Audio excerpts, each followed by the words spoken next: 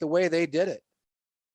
And I kind of They don't weren't blame them. wrong. They weren't wrong. They were not wrong. And that's a hard thing for a man to think about it like this. You got your mom that is wanting you to take care of your brother. You want to take care of your brother. Your brother's taking advantage of you by using your name. And that's everybody knows that's what he's done. He's made a career out of using his name. And you got a dad that's very humble, very nice guy, very quiet, but he stepped in, he said some things, then it causes a family rift. And then you got a girlfriend that's really not helping a whole lot. So there's a lot of dynamics that's gone on within his personal life that's led up to this point. He has finally been able to do something about it and try to cancel out that noise. But and one thing I would say is he's continued to battle through everything. Sorry, what did you say, Fizz? And that's the point I was gonna make. So you nailed it right on the head. I'm like, he's no different than any of us. I mean, we're not famous, but there's always gonna be things that we have to overcome as far as life is concerned. And the outside noise is what ends up getting inside your head. Yeah. And so you got to end up, you got to figure it out. And sometimes it takes a year, sometimes it takes a month. Sometimes people don't get over it and end up going far off the deep end and never coming back to the person that they were. Correct. It's just you have to, personally, you have to figure out what you need to do in an effort to make this better. And I'm starting to see, I mean, I don't know what he's doing because I don't know him personally, obviously, but I know he's sticking with the game plan and trying to make sure he's taking care of his family. And now he has to deal with what he's got at home, Brittany and Sterling. Yeah. And the two pups that he has. So, that's most important. Mahomes is doing, I think he's doing an excellent job. But guys, Nick Bolton, what a game. People were saying he was terrible in coverage. And I have a friend, one of my best friends. He has said that take, and I just let it be with him. But I think Nick Bolton just proved himself. He literally proved himself. Willie Gay and Nick Bolton are the future of this defense, and Veach did the smart thing by drafting them back-to-back years with a second-round pick. Yeah. Why in the world was his snap count diminished in previous games? Nah, you don't diminish him now. You let him play. That is a Spags. Thizz, you know just as well as I do. That is a depth chart thing with Spags. Yeah. They like Anthony Hitchens. They like the fact that he knows he's the green dot guy. He understands, he's educated when it comes to the team, but you can still put him in more of a, I mean, you can line him up with Anthony Hitchens more. You don't have to completely keep him out of the game. And that's what I talked about too, as well on the other show. It upsets me because I think he would be in the talks for Defensive Rookie of the Year if he would have been able to play more snaps. You're right. I mean, just kind of looking, we're seeing Nick Bolton had multiple pass breakups. He got in the backfield a couple times. I mean, like, this man did not take a playoff. I think it's just fun. Not fun. I think it's just crazy to see the foresight by Veach to find these guys, specifically Nick Bolton. But guys, look, I'm be honest with you, that when they went forward on 4th and goal with 3 seconds left in the second quarter, that has to be one of the worst play calls of the year. That has to be the worst. I think that might be, and people may not agree with that. May be worse than Pete Carroll throwing the ball at the one. That may be a little out there, JP, and I see you shaking your head. But I think the only reason I say Pete Carroll's is worse because it was a bigger stage. That's true. I just think, like, you're playing against the Chiefs, you get the points when you need them. But it's like I don't know. I think that was really stupid. No, I agree with you. That was stupid on their part. And maybe I drummed up a little bit, but look, seriously, you need the points against the Chiefs. In that instance, you should kick the field goal. You should kick the field goal. And you would kick the field goal 100 out of 100 times, I'm pretty sure. Well, let me tell you this right now. That would have made it a 2-possession game. If they would have went for 3. If they would have went for 3 at that point, okay, because that was before halftime, Mhm. they would have actually won the game. If it would have played out exactly I like it think- just did, they would have Mhm. won the game. I agree with you, man. That's why I think this play call was pretty terrible.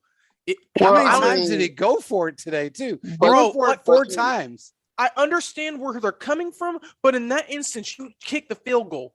You kick the field goal and Well, take those 3. Yeah. Everybody is hell bent on being aggressive when they play the Chiefs. Yeah. That's obviously a thing. Whether right, wrong, or indifferent, Mahomes is still Mahomes. You have to not only do you have to respect Mahomes, but when everybody's out here talking about, now I almost called that brother Josh Allen, Justin Herbert, when they say he is going to be standing toe to toe with Mahomes, you can't, as a coach, you can't downplay your quarterback's prowess, as it were. You can't downplay that. So I mean, You're right. on some level, it was putting trust in him. On other levels, it was just him, kind of making sure he takes care of the moment. I don't know, man. I don't know which side it is, but You can kind of Justin look Herbert- at it you're right, Thizz. You're right. Look, I didn't really think of it from that perspective, but Andy does it all the time with Mahomes. Okay. He puts trust in Right. Mahomes to do things Mhm. that most coaches wouldn't put trust in a That is quarterback true. to do. That is very So true. if you want to keep confidence in your quarterback in his own mind, then you allow him to do those certain things. Now, I would agree. And on the flip side of that, though, Thizz, but on I the want flip to side tell of you that- this real quick. go ahead. Let me say this real quick. Also, your receivers are noticing that too. Yeah, Not just exactly. not just the other team is noticing it. Your receivers are noticing it, and notice that they stepped up on some of these throws that Herbert made too. Like, he was zinging them in there, Yeah. and they had stick 'em on their hands. It was amazing to watch Yeah. this game. Herbert was Yeah. slinging it. Yeah, he was. But here on the other side of that as well, you got to look at it from a different, I guess, from a coaching standpoint. If I'm looking at it as who's going to be, because this is the last time we're facing them. Right now, we're 2 games up on them, I believe. I believe. Let me check for you. I think we're, because we were a game up on them. Now we're 2 games up on them. Am I right? I think so. We were- I'm We're a not game and a tripping. half. yeah, we're at. this We have, is the- yeah, I think we're at 2 games up on them. I Okay. think If we're I 10 was, and 4. They're 8 and 6. okay, so if I'm in from a coaching standpoint, if I want to be on top of the AFC looking towards the playoffs, I would almost tend to talk to my quarterback and say, look, we got 30 seconds to make this conversation. Let's make it really quick. I'm not downplaying you in any way, but this is a very important game. So maybe we should kick the field goal and live for another down, because they had already proven that they could score. They had already proven that they can run the ball on us. So let's kick the field goal. We've already tried this 3 other times and failed. So let's not There- do this again. And let's, But I got but one question to that. At what point, because I'm guessing you're referring to the last time that he went for it. At what point do you just say, because you've gone for it 4 times and already, and it's 3 times, and at what point you're saying kick the field goal, but you went for it those other times, but then now that we're closer to press time, now that we're closer to either win or lose the game, now you don't trust me? Like, that's yeah, part it's of just it a hard too. decision to make, I guess. It's definitely a hard decision, and it's one that, whether, like, I think, in my opinion, he made the right decision to trust in his quarterback, because we're not talking about Case Keenum here. We're not talking about Kirk Cousins. We're not even talking about Baker I'm Mayfield. trying to think. We're not talking about we're not talking about Baker Mayfield. We're talking about Justin Herbert, who's got to stand toe to toe with Patrick Mahomes for the foreseeable future. And Yeah. they went blow for blow in that game. That just Right. showed you. Herbert hit, the Mahomes went back. Herbert went, and the Mahomes went back.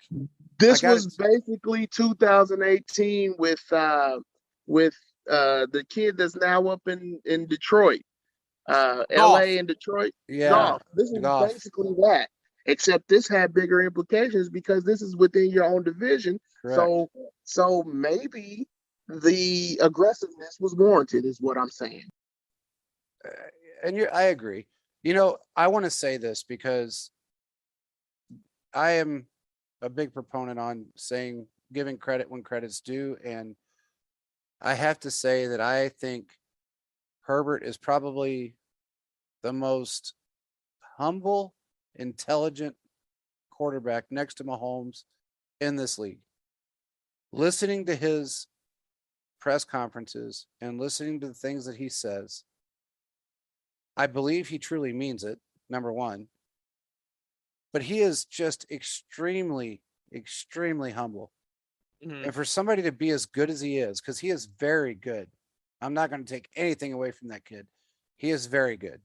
And he's going to be better and better as time goes along.